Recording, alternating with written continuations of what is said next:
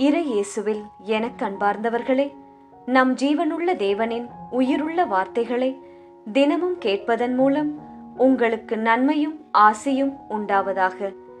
இன்றைக்கு நம் உள்ளத்தில் ஆண்டவர் பேச விரும்புகிற திருவசனம் மத்தேயு 9ஆம் அதிகாரம் 22ஆம் திருவசனம்.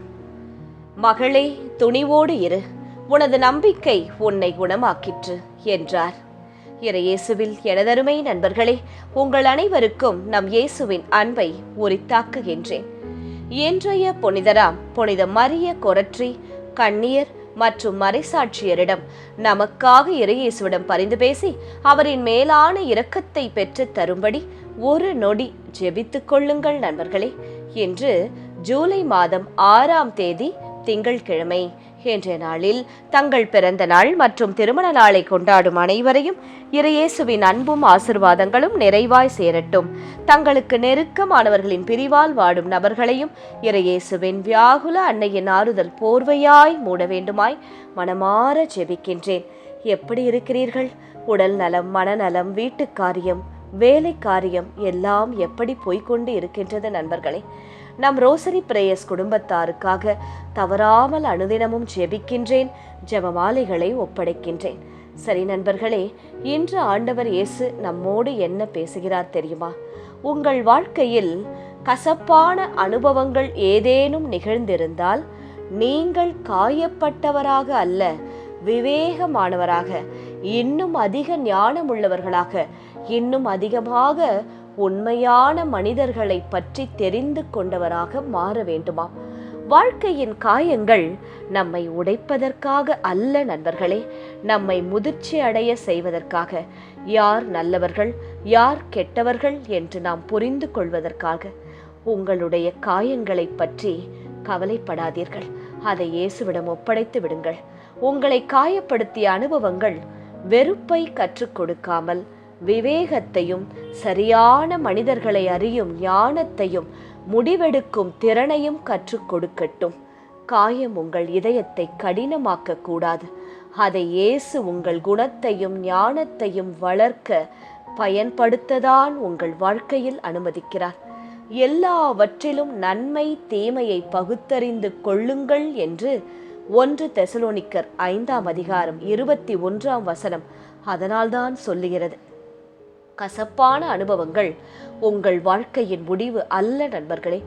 மனிதர்கள் ஏமாற்றினால் ஏமாற்றிவிட்டு போகட்டும். அவை உங்கள் ஞானத்தின் தொடக்கமாக இருக்கட்டும். இனியும் ஒரு முறை அதே நபரை நம்பாதீர்கள். எந்த காரியத்திலும் அந்த நபரை நம்பி இறங்காதீர்கள். சரி நண்பர்களே, இன்றைய முதல் வாசகம் கூறுவதென்ன? உடைந்த வாழ்க்கையை நம்பிக்கையாக மாற்றுவார் இயேசு.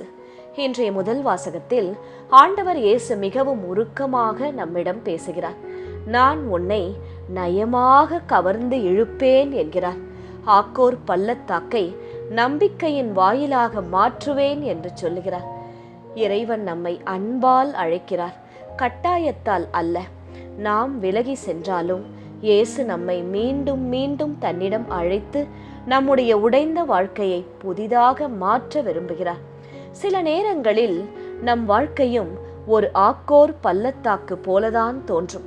தோல்வி, உடைந்த உறவுகள், ஏமாற்றங்கள், கண்ணீர் நிறைந்த நாட்கள், உழைக்க முடியாத, மனதிலும் உடலிலும் பலன் இல்லாத நாட்கள். எவ்வளவு நாள்தான் இப்படியே நாம் ஓடிக்கொண்டு இருப்பது என்ற நினைவுகள். இனி என் வாழ்க்கையில் நல்லது நடக்காதா என்று நினைக்கும் நேரங்களும் உண்டு. ஆனால் இயேசு சொல்லுகிறார், நீ முடிவு என்று நினைக்கும் இடத்தில்தான் நான் உனக்காக புதிய தொடக்கத்தை உருவாக்குவேன். கலங்காதே என் மகளே, என் மகனே என்று. இன்று சிந்தித்து பாருங்கள் நண்பர்களே, நான் இன்னும் மறக்க முடியாத ஏதேனும் ஒரு காயம் இருக்கிறதா?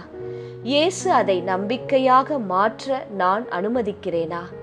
அவருடைய மாறாத அன்பை நான் உண்மையாக விசுவசிக்கிறேனா? இயேசுவின் அன்பு நம் தகுதியை பார்த்து வருவதில்லை, நம் தேவையை பார்த்து வருகிறது. என் மகள் சோர்ந்து போய்விட்டாள், என் மகன் காயப்பட்டு இருக்கிறான், இனி அவளால் முடியாது, நான் இறங்கி செயல்படுவேன் என்று இயேசு நம் வாழ்க்கையில் செயல்படும் நேரம் நெருங்கிவிட்டது.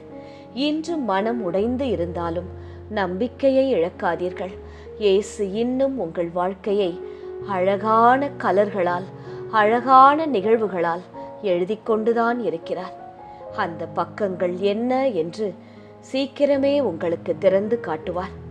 இயேசுவின் கைகளில் ஒப்படைக்கப்பட்ட ஜெபமும் ஜெபமாலையும் ஒரு நாள் நம்பிக்கையின் பாடலாக மாறும் நண்பர்களே. சரி, இன்றைய நற்செய்தி என்ன கூறுகிறது? இன்றைய நற்செய்தியின் சுருக்கமான சிந்தனை நம்பிக்கை இருந்தால் அதிசயம் நடக்கும் என்பதுதான்.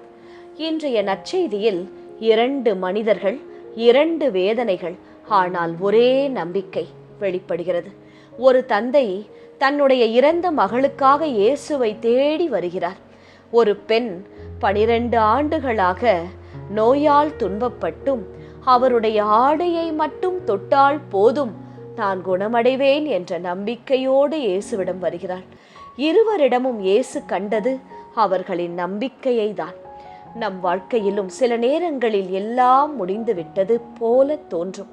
மருத்துவர் நம்பிக்கையில்லை என்று சொல்லிவிட்டார், இனி எப்படி குணமாகும்? எத்தனையோ வரன் பார்த்தாயிற்று, இன்னும் வரன் அமையவில்லை என்று தோன்றும். எத்தனையோ சிகிச்சைகள் எடுத்தாயிற்று, இன்னும் ஒரு பிள்ளை வரம் இல்லை. எத்தனையோ இன்டர்வியூகளை அட்டன் பண்ணி விட்டாயிற்று, இன்னும் ஒரு நல்ல வேலை இல்லை. பல ஆண்டுகளாக ஜெபித்தும் பதில் கிடைக்கவில்லை. உறவுகள் உடைந்து விடுகிறன. எல்லோரும் என்னை ஏளனமாக பார்க்கிறார்கள் என்பதாய் தோன்றும்.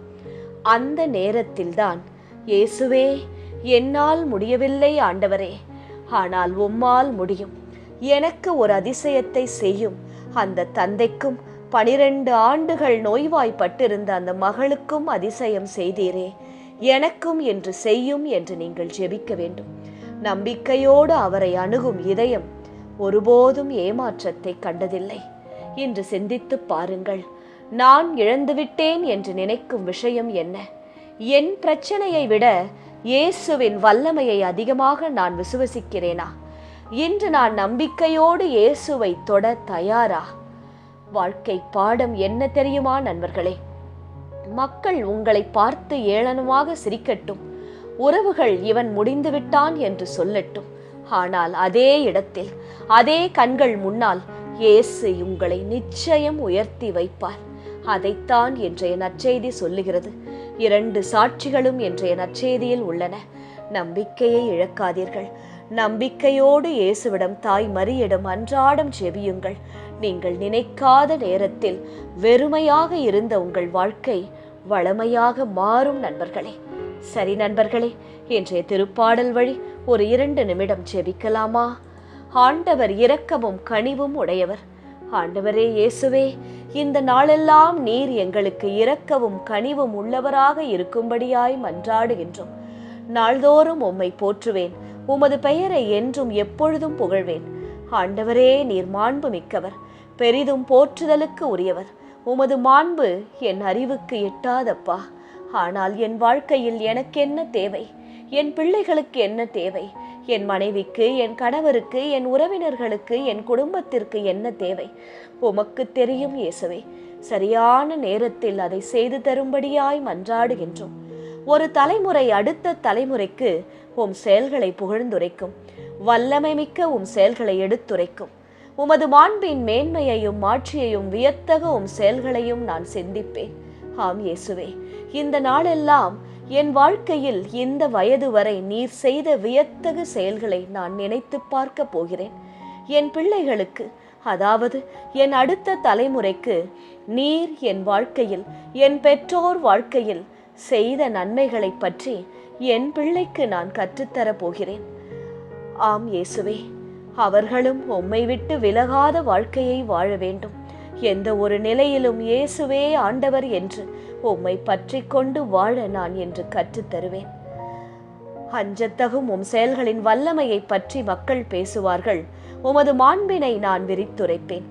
அவர்கள் உமது உயர்ந்த நற்பண்பை நினைத்து கொண்டாடுவார்கள். உமது நீதியை எண்ணி ஆர்ப்பரித்து பாடுவார்கள். ஆண்டவர் இரக்கமும் கனிவும் உடையவர், எளிதில் சினம் கொள்ளாதவர், பேரன்பு கொண்டவர். ஆண்டவர் எல்லோருக்கும் நன்மை செய்பவர், எனக்கும் நன்மை செய்பவர். தாம் உண்டாக்கிய அனைத்தின் மீதும் இரக்கம் காட்டுபவர், என் மீதும் இரக்கம் காட்டும்படியாய் ஜெபிக்கின்றேன் இயேசுவே. இந்த நாளில் எங்களை பாதுகாத்தருளும், தேவைகளை சந்தித்தருளும், கைபிடித்து நடத்தியருளும் ஆண்டவரே. ஆமேன். இயேசு கிறிஸ்துவின் பெரிதான நாமத்தின் நிமித்தம் ஜெபிக்கிறோம். ஆமென். ஒவ்வொரு நாளும் உங்கள் உள்ளத்தில் ஆண்டவர் பேச விரும்புகிற இறை வார்த்தையை தெரிந்து கொள்ள ரோசரி பிரேயர்ஸ் சேனலை சப்ஸ்கிரைப் செய்யுங்கள். மேலும் உங்கள் நண்பர்கள் மற்றும் உறவினர்களுடன் ஷேர் செய்யுங்கள். நன்றி.